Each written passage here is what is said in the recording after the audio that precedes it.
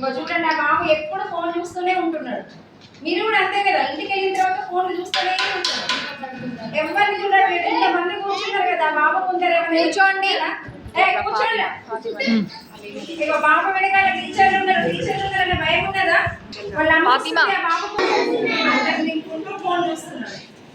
అన్నం తినట్లేదు, ఆకలి అవ్వట్లేదు, ప్లేట్ పక్కన జరిపేసింది. వాళ్ళ ఫ్రెండ్ వెళ్తాడు, ఫ్రెండ్ వెళ్ళి టికెట్ అనుకుందాం రా అంటాడు. ఏమంటున్నాడు? నేను రాను, ఏం చూస్తా అంటున్నాడు.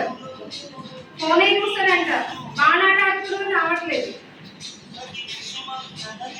మళ్ళీ వాళ్ళ అమ్మ వెళ్ళింది,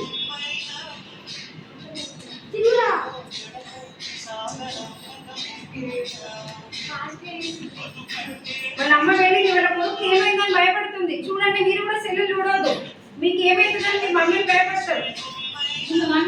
ఆ ఫోన్లో ఏమేమి ఉన్నాయి? WhatsApp, Twitter, Instagram, YouTube, Facebook, వీటన్నిటిని కడిగేస్తుంది వాళ్ళ మమ్మీకి కోపం వచ్చి. చదువుకుంటున్నాడు ఆ అబ్బాయి.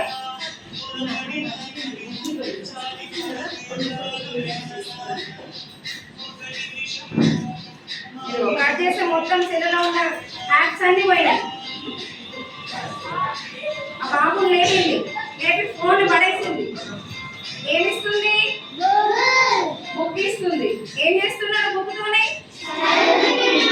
చదువుకునే బాబు జాబ్ సంపాదించుకున్నాడు. Chetan, don't use phone. ఏమనాలి?